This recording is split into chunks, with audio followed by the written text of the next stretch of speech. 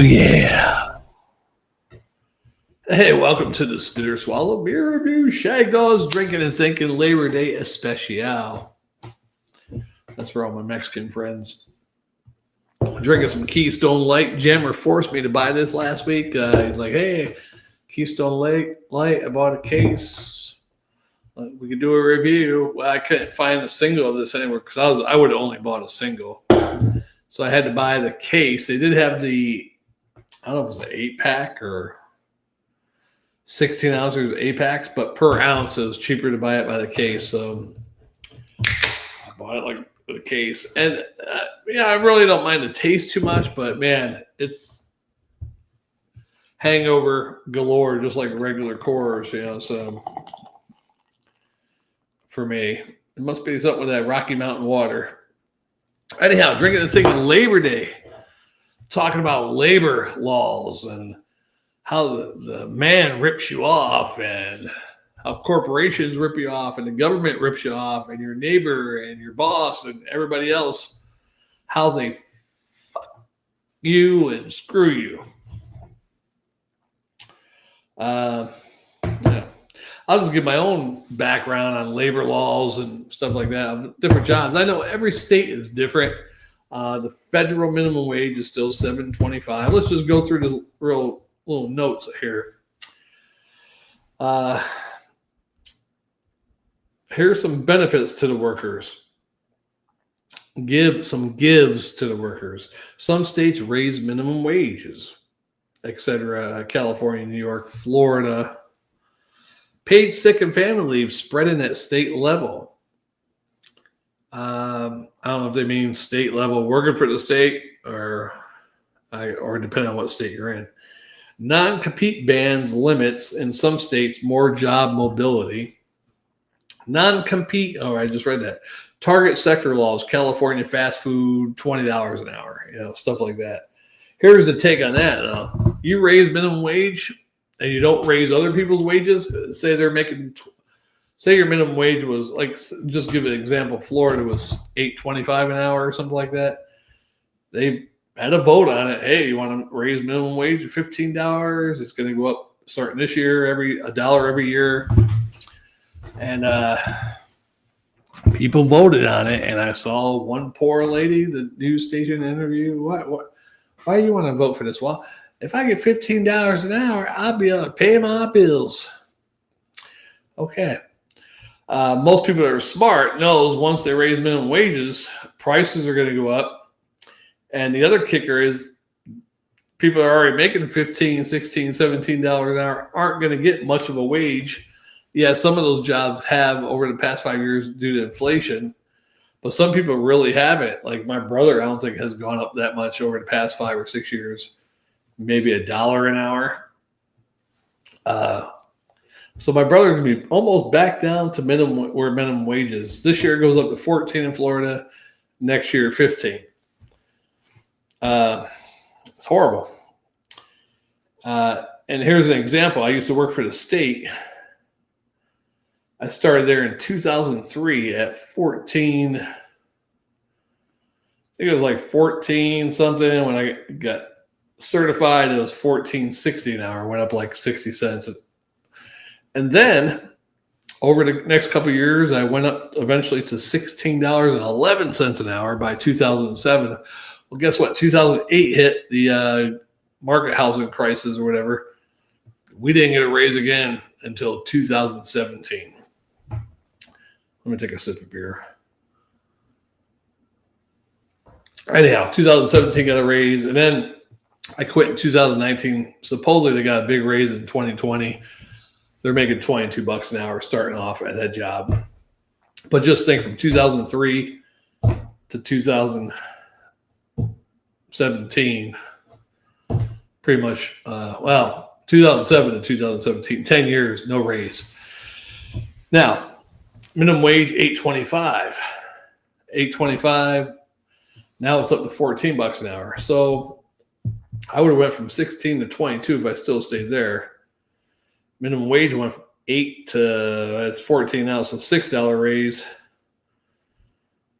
$6 raise. So everything's still the same, even some jobs. Some people didn't get a raise at all really over these years. So they just closed the gap on minimum wage and pretty much lower middle class poor people. They closed the gap. So minimum wage is not the answer because prices are going to go up, etc. And the people making that or a little bit more than that aren't going to get raises either. So now, federal minimum wage is still stuck at $7.25 an hour. And unfortunately, there are some states that still have $7.25 an hour as minimum wage. For instance, South Carolina, $7.25 is still minimum wage. But guess what? I want it to stay $7.25 because I don't want them raising that shit up to $15 because I'm not going to get a raise. Why should the poor people get jacked up to $15 and then prices go up and I'm basically as poor as them? There's no winning for us poor people. Union power is down nationwide. Membership is down -20 to -10% in most states. Janus 2018 cut union funding in public sector. Overtime expansion partly blocked by courts. FTC non-compete ban struck down. Feds lost. States vary on that one. Winners, workers in high standard states get better wages, better leave, better rights. Losers, workers in low standard states still at federal at floor. But that's only if you work minimum wage. South Carolina, low cost of living state. I don't make that much, but as far as prices for food and stuff, yeah, they're expensive. They went up over the past 5 years, just like everywhere else. But compared to Florida, prices are a little bit lower than Florida. As a matter of fact, there's some items I bought back in 2019 when I lived in Florida that were at Florida price are currently now that price here in South Carolina. So, not everything, certain things, Some public sector employees lost union funding power. Basically, overall, states defer a lot, and rights depend on where you live. So, really being in a poor state like South Carolina, of course, low cost of living on some things. Like I said, certain food items are probably just as high as everywhere else, but meat and stuff like that. But there's some things that are a lot lower. Like if you go to the frozen section for certain pizzas, still not paying what Florida. There's a pizza my ex-girlfriend used to buy all the time in Florida. Every store we went to, it cost like $7, $8, $9, somewhere around there. Back then in 2017, 2018, it only cost $6 here in South Carolina. That's all I'm saying about that. When I moved here, about $7. When I moved here, it cost like $5. I couldn't believe it. I was like, man. So if you want to buy that particular pizza, leave a comment. I'll let you know what it is, and I'll ship you some pizzas. I don't know how we're going to keep it frozen now.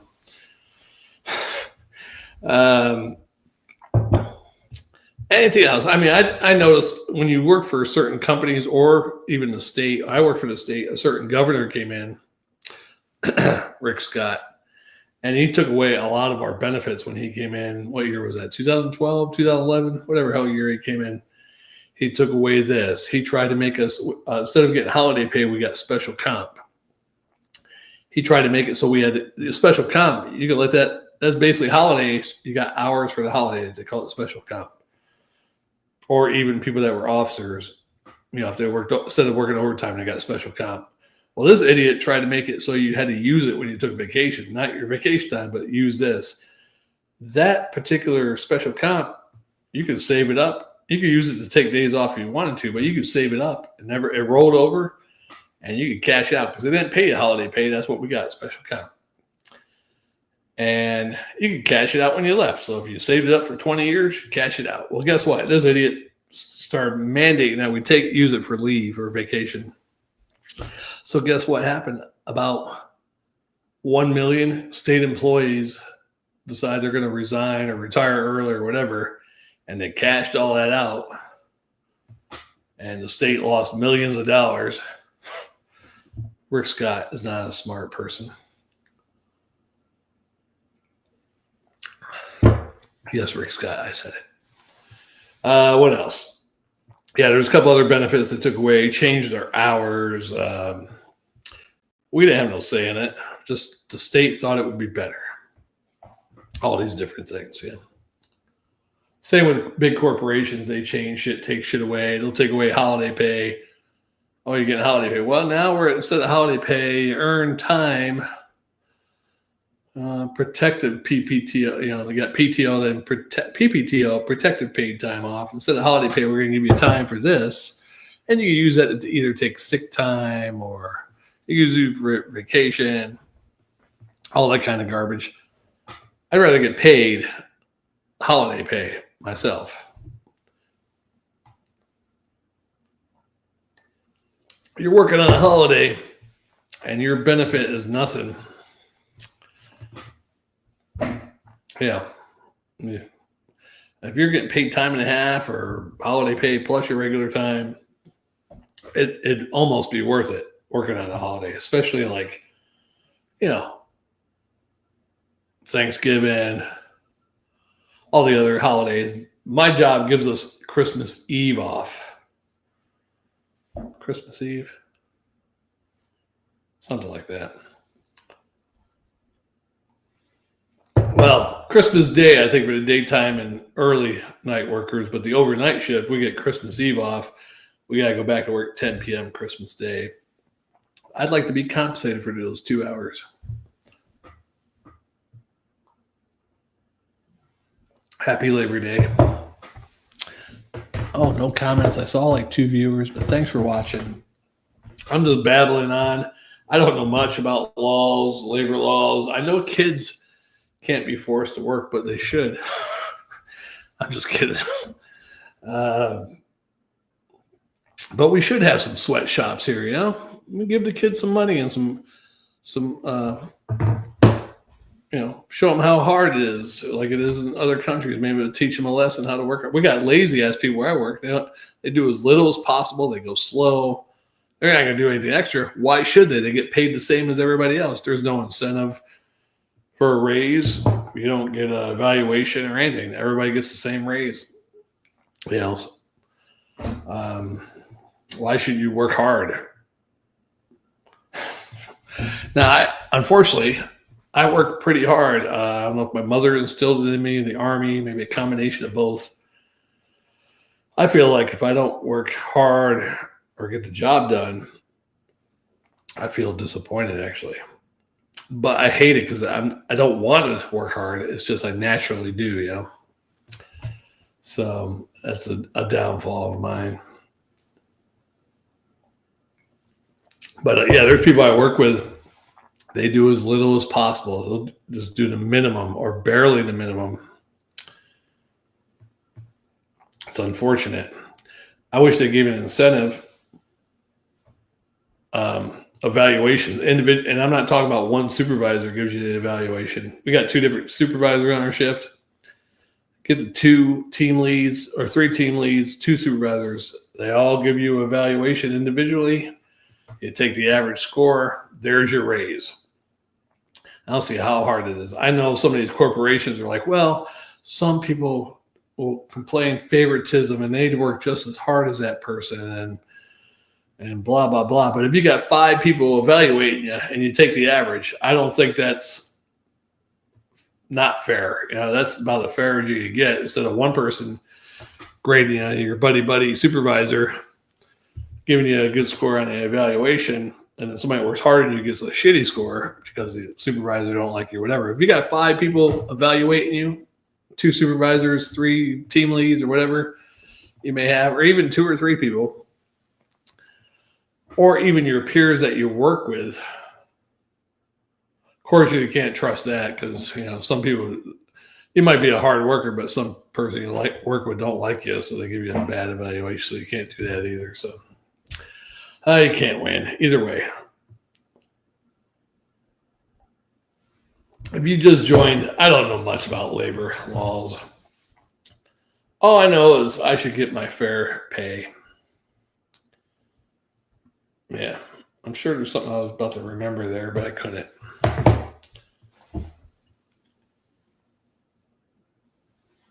Happy Labor Day. Let's Googleize that. Why do some people have to work on Labor Day? Shouldn't they shut down the whole country?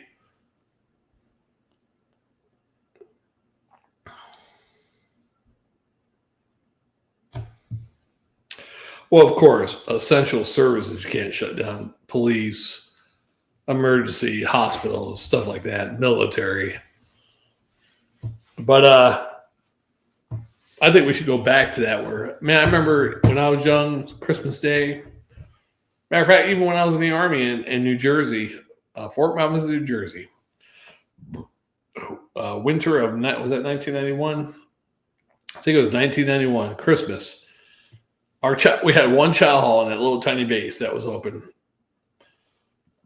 Two chow halls, actually, but the one at the hospital was only open for like breakfast and lunch. They didn't open for dinner, and on holidays they didn't definitely open it. And the main chow hall on base wasn't open on Christmas Day. You believe that shit?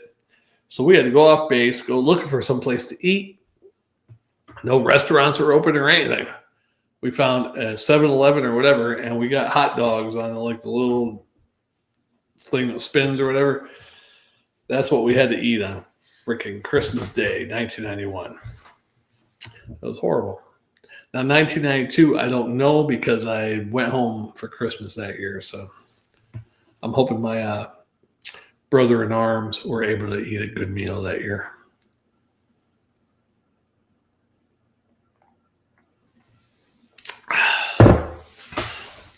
Yeah, Labor Day. Yeah, great times. Great times, y'all. Hey, tell me your Labor Day story. Labor Day is a type of holiday where I don't have any one of the few holidays where I don't have any memory of a big story or something that happened. And there's probably some I just didn't remember it. You probably should, any of you young viewers, you probably should write stuff down, have a diary or something, because Labor Day, I'm thinking back to Labor Days over the years, and there's nothing that sticks out in my mind. I wasn't with no girl at the beach, I don't think. Possibility in 94, 95, maybe.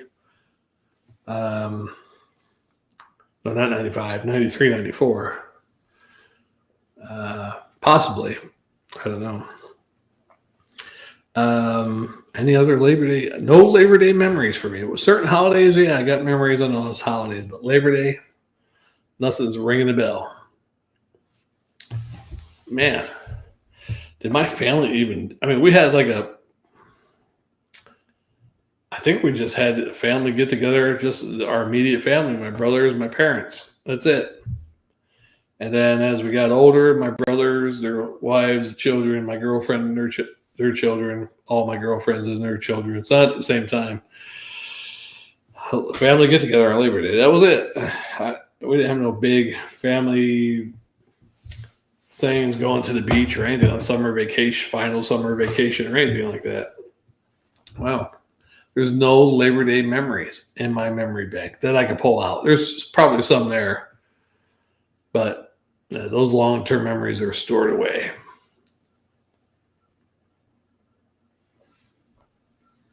If I probably sat down for about 20 hours and got some either mushrooms or some ayahuasca or something, I probably could pull out some Labor Day memories. Yeah.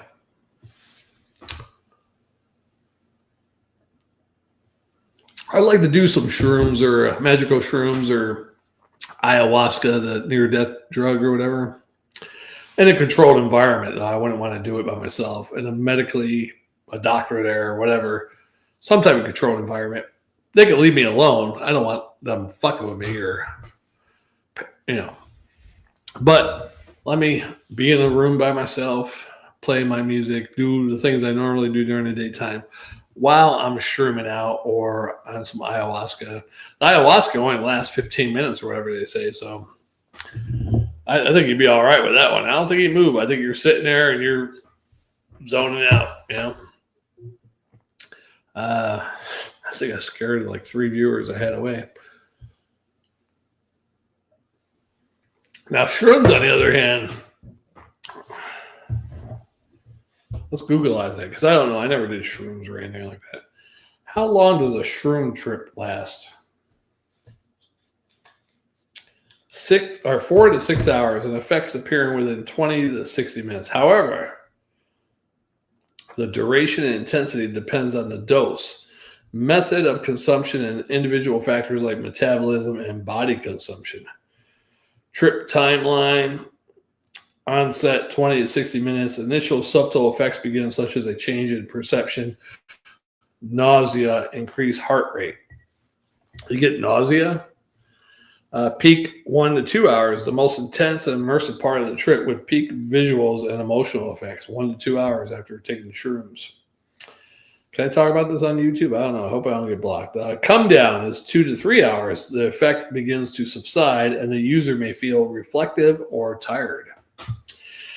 And after effects, lingering feelings such as a mild euphoria or fatigue can persist for several hours or into the next day.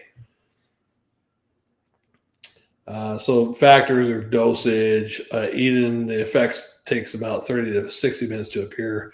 If you drink shrooms with a tea, take 5 to 10 minutes. Empty versus full stomach, of course, that's going to have an effect. Mushroom potency, individual differences, metabolism, body weight, tolerance, current mental state.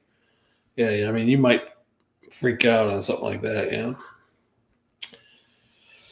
Yeah, I don't recommend doing that ever unless you got people who love you nearby to take care of you if you have like a bad trip on some shrooms or something. Like I said, I wouldn't mind doing it because they say shrooms opens neural pathways in your brain. So creativity, and this is afterwards, you know, it's not like, of course, you're not like a super genius afterwards or anything, but some of those neural pathways of creativity opens up. Maybe you've been wanting to write songs and you just haven't done it. And then you take some shrooms and now you can write lyrics like, wow, I've been wanting to write about that for a long time. I just couldn't put it into words. And now I can put it into words.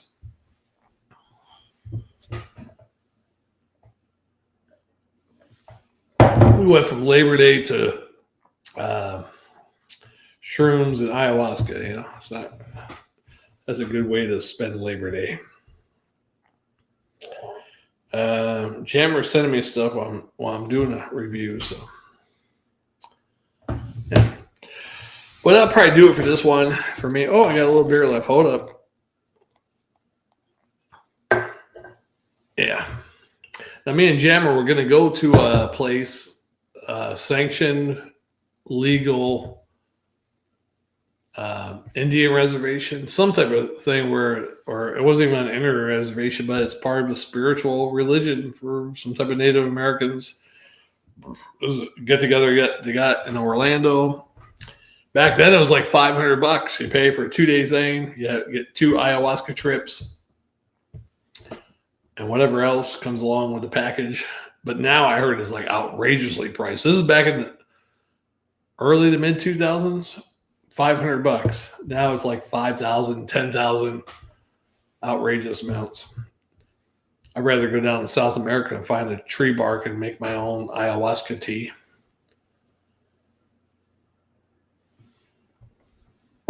Yeah. All right. Yeah. So drinking and thinking, Spitter Swallow Beer Review. Don't forget to subscribe, comment, like. Jammer should be back Wednesday. We'll see. If not, I'll be here by myself Wednesday. I got to get rid of some of these beers. So I got to get these beers reviewed. Start buying my Oktoberfest and pumpkin beers.